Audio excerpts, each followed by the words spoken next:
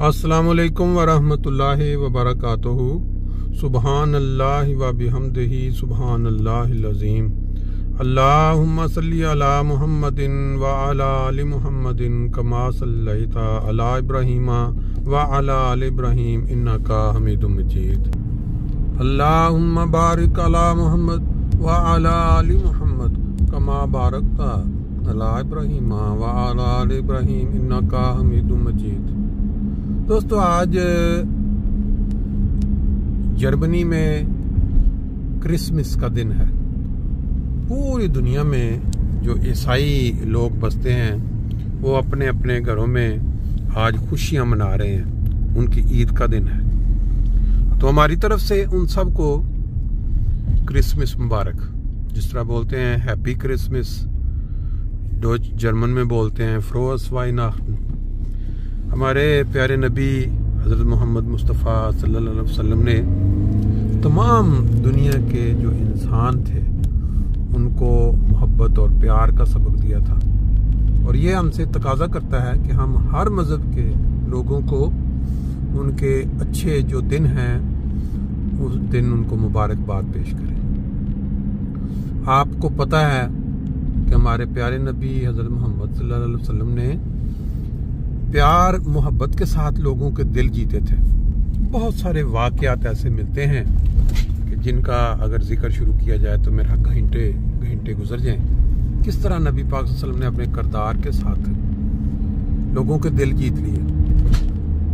अब आज के दौर में हम देखें, बेशुमार लीडरान ऐसे हैं जो दुनिया के अंदर नफरत के बीज बो रहे हैं, इंसानों के हक सल्ब कर रहे हैं, लोगों का कत्ल व गारत कर रहे हैं। उसकी एक ताज़ा मिसाल अभी चंद दिन कबल की खबर है कि ये जो इसराइल के वज़ीर आज़म जो पहले कभी किसी मुल्क में जाते थे तो उनको सुर्ख कालीन के साथ उनको खुश आमदीद कहा जाता था, अब उसी वज़ीर आज़म को मुख्तलिफ ममालिक के अंदर बाकायदा ऐलान कर दिया गया कि अगर वो हमारे मुल्क में आते हैं दौरे पे, हम उनको अरेस्ट करके वो जो इंटरनेशनल कोर्ट है उसके हवाले करेंगे। ये किसी बड़े इंसान के लिए इतना कह देना ही बड़ी बेइज्जती होती है। अरेस्ट होना ना होना वो तो बात की बात है। फिर जो ईसाइयों के जो पोप हैं, जो सरबराह हैं, उनका बयान भी उन्होंने जो इंसानियत के साथ जो सलूक किया है उसकी मुसब्बत की गई है बड़ी शिद्दत के साथ। और पूरी दुनिया में मेरा ख्याल है ज़ाती तौर पे इस वक्त जो सबसे काबिल नफरत कोई शख्सियत हो सकती है ना, जिससे मेरा ख्याल दुनिया में आम इंसान भी जिसको कोई गरज नहीं है कि वो भी अगर काउंट किया जाए तो इससे दुनिया में इस वक्त सबसे काबिल नफरत शख्सियत जो है वो वही बन चुका है। क्यों? जो जुल्म, जो बच्चों के साथ, बूढ़ों के साथ जो सलूक किया गया है उसका नज़ारा दुनिया ने देखा। बहरहाल आप बात करते हैं जो दुनिया में इस वक्त सबसे ज्यादा दिलों के अंदर बैठे हुए शख्स, जो मोहब्बत के किए जाने वाले शख्स, बेज़रर और सिर्फ दुआएं और सिर्फ इंसानियत को बचाने के लिए जो दर्द है उनके दिल में, उनका ये एक वाकया सुने किस तरह लोग जो हैं उनके मुंह से निकले हुए एक एक लफ्ज को कोट करते हैं और यकीन रखते हैं कि खुदा ताला उनके अल्फाज में बरकत डाल देता है। ये जरा वाकया सुन लें, फिर उसके बाद आगे बात करते हैं।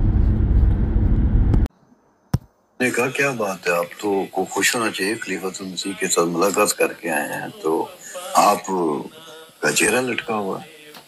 तो कहने लगे कि मेरी कल आखिरी तारीख है, असाइलम केस किया हुआ था उन्होंने, आखिरी तारीख है, और मैं आया था कि शायद कोई हुजूर कहे कि फलाने को मिल लो या फलाने से बात कर लो, तो फलाने वकील से पास चले जाओ तो कोई मेरी मदद हो जाती।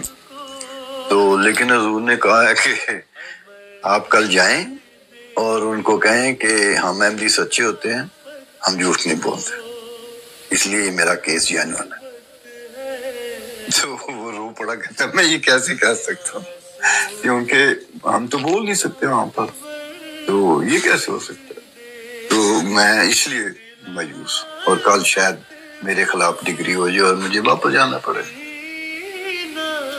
तो मैंने उन्हें कहा अगर ये हजूर ने कह दिया है तो ऐसे ही हुआ, आप खुशी खुशी जाओ, मत दुआएं करते हुए जाओ। लेकिन उसको तसल्ली नहीं थी, वो बेचारा बड़ा मायूस था। बहरहाल अगले दिन शाम को वापस आया, सीधा मिठाई का डब्बा उठाया बस। तो मैंने कहा क्या हुआ? कैसे केस पास हो गया? आप इमेजिन कर सकते वो बंदा जो कल को रो रहा था मिठाई लेके, मैंने कहा हुआ क्या, कैसे हुआ? तो कहने लगा कि पेश हुए तो होम ऑफिस वाले ने ना बड़ी लंबी चौड़ी तकरीर करने के लिए वो तैयार हुआ मेरे खिलाफ। वो तो जाहिर है होम ऑफिस वालों का काम यही होता। तो याजी ने उसको बोलने नहीं दिया। कहती है कि मुझे पता है एमडी सच्चे होते हैं, इसलिए इसका केस पास और कोई अपील नहीं।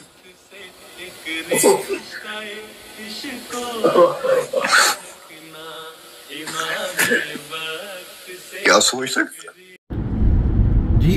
आपने ये सिर्फ एक मामूली सा वाकया था, इस तरह के हजारों लाखों वाकयात हैं जो खिलाफत अहमदिया से जुड़े हुए हैं, जो उनके चाहने वाले हैं, ना सिर्फ अपने अहमदी बल्कि गैर भी उनकी मोहब्बत और उनका जो दर्द है इंसानियत के लिए उसके नगमे गाते हैं, उनकी तारीफ करते हैं। और आज दुनिया की बड़ी बड़ी हुकूमतें, जो पार्लियामेंट्स हैं, जो अदारे हैं, वो बड़े शौक के साथ उनको दावत देते हैं कि वो आएं और आके अपना प्यार मोहब्बत का जो पैगाम है वो हमारे सामने रखें। इससे ज्यादा इज्जत अफजाई दुनिया में क्या होगी?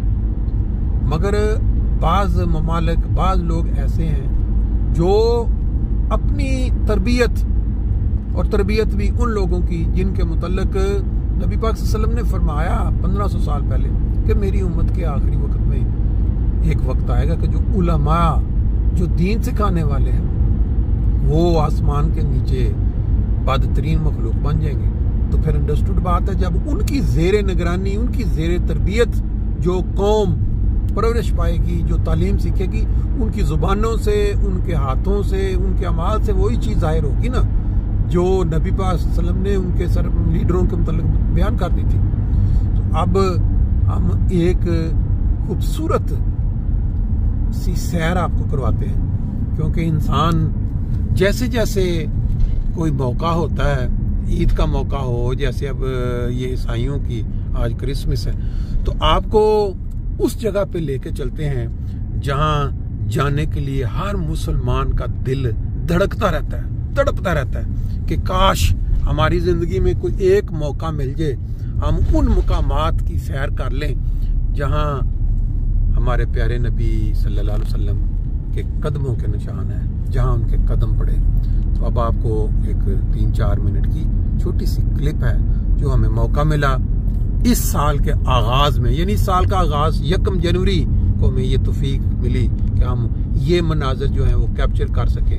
और आज क्योंकि अभी साल का इख्तिताम भी हो रहा है और क्रिसमस भी है, तो आपको ये शेयर करते हैं। उम्मीद है कि आप एंजॉय करेंगे और आपकी जो है वो जो राय है, जो आपके जो कमेंट्स हैं वो बताएंगे। उस क्लिप की तरफ जाने से पहले मस्जिद करीब आ गई है, हस्बे मामूल अपना शौक पूरा कर लेते हैं, क्योंकि इस सल्ले अला का तल्लुक भी उसी मुकाम से है। सल्ले अला नबी ना सल्ले अला मुहम्मदिन सल्ले।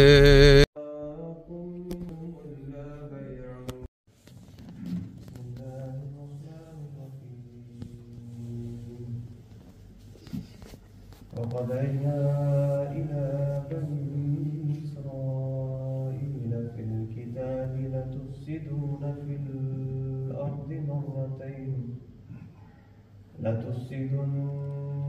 الأرض مرتين ولتعلن علوا كبيرا और हमने इस किताब में बनी इसराइल को ये बात खोल कर पहुँचा दी थी कि तुम यकीनन इस मुल्क में 2 बार फसाद करोगे और यकीनन तुम बहुत बड़ी सरकशी इख्तियार करोगे। इस आयत की तफसीर जारी है। मौत रज़ी अल्लाह ताला अन्हु मज़ीद बयान फरमाते हैं इस हवाले से कि जो आयत में आया है वक़ज़ैना इला बनी इसराइल, तो ये जो लफ्ज़ है कज़ा का लफ्ज़ है, इस हवाले से बयान फरमाते हैं ये जो फरमाया कज़ैना इला बनी इसराइल, इसके ये मानी है कि हमने एक वही के ज़रिए से बनी इसराइल को आइंदा आने वाली इस मुसीबत से खबर दी गई, मगर अफसोस कि वो फिर भी होशियार न हुए।